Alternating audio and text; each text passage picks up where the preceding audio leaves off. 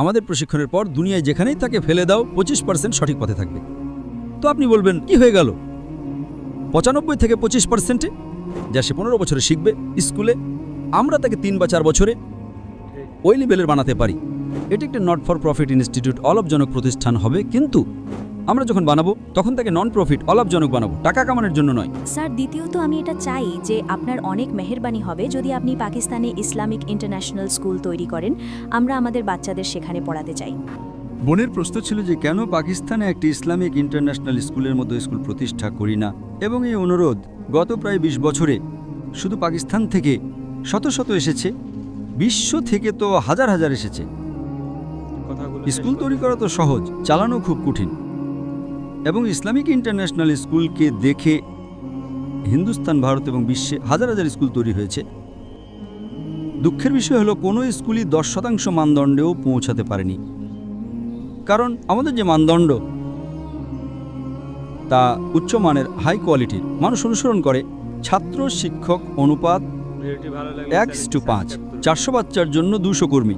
না, ডাক্তারকে অনুসরণ করবেন, কিন্তু 400 বাচ্চার জন্য মাত্র 40 জন কর্মী রাখবেন।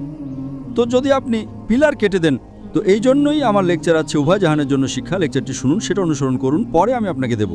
কিন্তু এখন যেহেতু আমি নিজে পাকিস্তানে এসেছি, কারণ স্কুল বানানো খুব ভালো কথা, ইসলামিক স্কুল চালানো সহজ, কিন্তু ইসলামিক মানদণ্ডে, কোরআন এবং হাদিসের মানদণ্ডে এবং উভয় জাহানের শিক্ষা, এটা খুব কঠিন।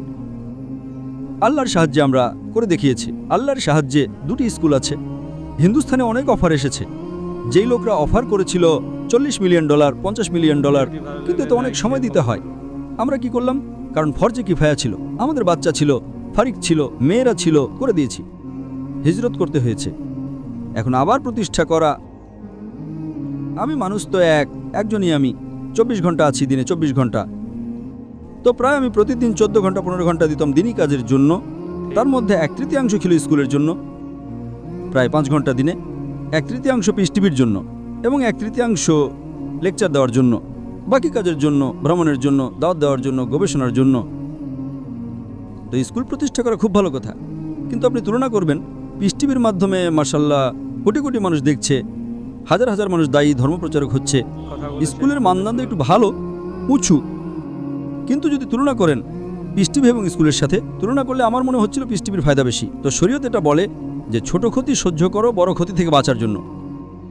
স্কুল প্রতিষ্ঠা করা ভালো কথা, কিন্তু কোয়ালিটি চান, কোরআন হাদিসের আলোয় চান, এবং উভয় জাহানের শিক্ষা চান। তো সম্ভব, কিন্তু সময় দিতে হবে। কিন্তু আমি করাচিতে ছিলাম কিছুদিন আগে, এবং করাচিতে এক ব্যবসায়ী বললেন স্কুল কেন শুরু করছেন না, একই কথা যাবুন বললেন। তো আমি বললাম যদি আপনি বেশি ফলাফল চান, স্কুল ভালো হওয়া উচিত, উত্তম হলো ইসলামিক ইউনিভার্সিটি প্রতিষ্ঠা করা। কারণ যখন আমি 2000 সালে, সন 2000-এ স্কুল শুরু করি, আমি এটা বলেছিলাম যে যদি কোনো বাচ্চা আমার স্কুল থেকে ফরেক হয়, আমাদের ইন্টারন্যাশনাল স্কুল আছে, তার যে এ লেভেল ছিল, IGCSE ছিল, ক্যামব্রিজ বোর্ড ছিল, মানে আপনি যখন দ্বাদশ শ্রেণী পাশ করবেন, এ লেভেল, ক্যামব্রিজ বোর্ড, কোনো মুসলমান বোর্ড ছিল না, হিন্দুস্তানি ছিল না, ক্যামব্রিজ ছিল, যা বিশ্বের সবচেয়ে প্রতিষ্ঠিত। আমরা ইংরেজি এবং আরবি একসাথে পড়াতাম ছোটবেলা থেকে, নার্সারি থেকে। 3 বছর বয়স থেকে বাচ্চাকে দক্ষতা দিতাম আরবি এবং ইংরেজি ভাষায়। তো আমার যে বাচ্চারা আছে, 3 জন বাচ্চা, আমার 2 মেয়ে এবং আমার ছেলে, ইংরেজি এবং আরবিতে শিক্ষা অর্জন করেছে এ লেভেল পর্যন্ত। এর উর্দু দুর্বল, আন্তর্জাতিক ভাষা ইংরেজি এবং আরবি। এবং এ লেভেল পাশ করার পর ব্যাচেলর যা করেছে সৌদি আরবে 7 বছর পর্যন্ত আরবিতে শিক্ষা, শুধু আরবি, ইংরেজি নয়। তারপর মাস্টার্স করেছে 3 বছর, ওটাও আরবি। ইংরেজি ভালো, আরবি আরও ভালো। তো আমাদের উদ্দেশ্য ছিল বাচ্চাকে ট্রেনিং দেয়া পাবলিক স্পিকিংয়ে। 4 বছরের বাচ্চা, 4 বছরের মেয়ে, 5 বছর, মাশাআল্লাহ এর চেয়ে বড় সমাবেশে বক্তৃতা দেয়। 5 বছর 6 বছর বয়সে ট্রেন করি। যখন সেকেন্ড স্ট্যান্ডার্ডে যাই 6 বছর বয়সে, 5th স্ট্যান্ডার্ড পর্যন্ত 4 বছরে হিপস করাই। প্রতি বাচ্চার জন্য বাধ্যতামূলক black belt, taekwondo, judo, karate, black belt 5th standard পর্যন্ত, মেয়েকেও ছেলেকেও। কিন্তু মেয়েদের জন্য শিক্ষিকা থাকেন, ছেলেদের জন্য পুরুষ। আমাদের প্রস্তুত থাকা উচিত না? সাঁতার বাধ্যতামূলক। আমরা তারপর শেখাই বাইবেল।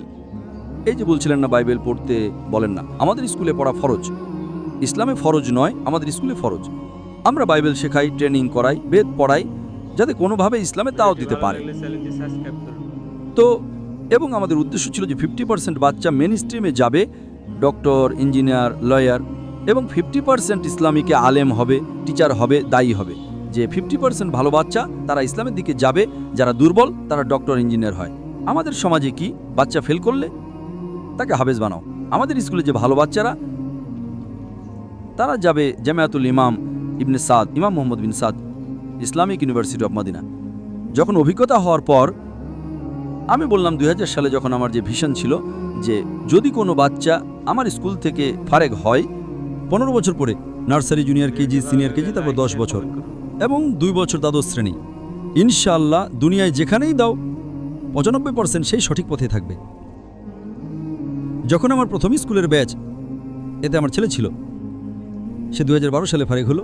সেই সময় যখন আমি বললাম আজকের তারিখে যদি কোনো বাচ্চা আমার স্কুল থেকে ফারেক হয়, আমাদের প্রশিক্ষণের পর দুনিয়ায় যেখানেই তাকে ফেলে দাও 25% সঠিক পথে থাকবে। তো আপনি বলবেন কি হয়ে গেল? 95 থেকে 25%? প্রশিক্ষণ সঠিক ছিল না? প্রশিক্ষণ ছিল, কিন্তু সমাজ বদলে গেল। এসে গেল social media, Facebook, YouTube, Instagram, TikTok, শয়তান চড়াও হয়ে গেল। এই সমাজ, এই যে প্রযুক্তি বাড়ার কারণে আমার পার্সেন্টেজও কমে গেল। সমাজে যা আপনাকে হক থেকে দূরে নিয়ে যাওয়ার জিনিস বেড়ে গেল। এই 12 বছরে তার জন্য জরুরি যে বাচ্চা ভাই ব্যাচেলরও করুক আমাদের সাথে, আগেও পড়ুক, নয়তো পথভ্রষ্ট হয়ে যাবে। যথেষ্ট নয়। এখন আমার এটা হলো যে স্কুল শুরু করা সহজ, তাকে সঠিকভাবে ইসলামিক পদ্ধতিতে মডার্ন এডুকেশন সহ চালানো কঠিন, অসম্ভব নয়। তো আমি ভাবলাম কয়েক বছর আগে যে ইনশাআল্লাহ আমি ইসলামিক ইউনিভার্সিটি প্রতিষ্ঠা করব। তো মাশাআল্লাহ মালয়েশিয়ার ভেতরে এক রাজা বললেন যে ঠিক আছে, আমি আপনাকে জমি দেব। এক ব্যক্তি বললেন আমরা আপনাকে ফান্ড করব। তো আমি বললাম যে এখন একটু আমি ব্যস্ত আছি। তো আমার এক কলিগ আছেন, আমি তাদের বললাম যে আপনি স্কুল প্রতিষ্ঠা করুন, ইউনিভার্সিটিতে দাওয়া কলেজ। কিছুদিন আগে এক ব্যবসায়ী পাকিস্তানে বললেন ডাক্তার সাহেব আপনি স্কুলের যত কাজ যা চায় বা পাবেন। এবং আমি জানি, আমি যখন দেখলাম পাকিস্তানের ভালোবাসা, যখন আমি নতুন এসেছিলাম তো এত ভালোবাসত, আসার পর তো আরও করতে লাগলো। তো আমি ইরাদা করলাম কিছুদিন আগে যে ইনশাআল্লাহ আমরা ইসলামিক ইউনিভার্সিটি প্রতিষ্ঠা করব। না শুধু পাকিস্তানে, ইনশাআল্লাহ প্রতিটি গুরুত্বপূর্ণ শহরে পাকিস্তানের, করাচি হোক, লাহোর হোক, ইসলামাবাদ হোক, ইনশাআল্লাহ, এবং ওয়ার্ল্ড স্ট্যান্ডার্ডের। কেন ওয়ার্ল্ড স্ট্যান্ডার্ডের? কারণ যদি একটা বাচ্চা যে 15 বছর, 16 বছর, 18 বছরের হয়ে যায়, তার মন মানসিকতা একটা তৈরি হয়ে যায়, যখন সেই সময় সে ইসলামিক ইউনিভার্সিটিতে যাবে, ইনশাআল্লাহ আমরা তাকে আরবি শেখাবো, দাওয়া শেখাবো। 15 বছর বয়সেও শেখাতে পারি, ছোটবেলায় শেখালে তো খুব ভালো, কিন্তু 15 বছর বয়সেও শেখালেও তার 95% ওটাই থাকবে। 95% যা সে 15 বছরে শিখবে স্কুলে, আমরা তাকে 3 বা 4 বছরে ওই লেভেলের বানাতে পারি। কিন্তু যে বাচ্চারা ইউনিভার্সিটিতে আসবে, মন তৈরি হয়ে গেছে যে আমাদের দায়ী হতে হবে, তো ফলাফল আরও ভালো হবে। কারণ স্কুলে হওয়ার পর বাবা বলবেন ভাই চলো ব্যবসায় আসো, এদিকে যাও ওদিকে যাও। তো এখন ইরাদা আমার হয়ে গেছে। ইরাদা হওয়ার পর লাহোরেও কিছু ব্যবসায়ী দেখা করলেন আমার সাথে, তারাও ওটা বললেন আমরা আপনার সাহায্য করব যাই চাই। তো ইনশাআল্লাহ আল্লাহ সুবহানাহু ওয়া তাআলা আমার মনে হয় যে অবশ্যই খুব শীঘ্রই পাকিস্তানে একটা ভালো ইন্টারন্যাশনাল স্ট্যান্ডার্ডের ইউনিভার্সিটি বানাবো, যার ভাষা আরবি নম্বর 1, ইংলিশ এবং উর্দু, 3টে। এক হয় আমাদের সমাজের ভাষা সোসাইটির, যা উর্দু, এক হয় আন্তর্জাতিক ভাষা ইংলিশ, এবং এক হয় অ্যারাবিক লুগাতুল ফুসা, খুব গুরুত্বপূর্ণ। এবং ইনশাআল্লাহ তারা বললেন যে আপনি শিক্ষক পেয়ে যাবেন পাকিস্তানে। আমি বললাম পাবো না তো বাইরে থেকে নিয়ে আসবো, তাতে কি আছে। যদি বিশ্বের একটা ভালো মানের ইউনিভার্সিটি বানাতে হয়, তো আমার ইরাদা আছে যে পাকিস্তানে ইনশাআল্লাহ একটা ইন্টারন্যাশনাল স্ট্যান্ডার্ডের ইসলামিক ইউনিভার্সিটি প্রতিষ্ঠা করব।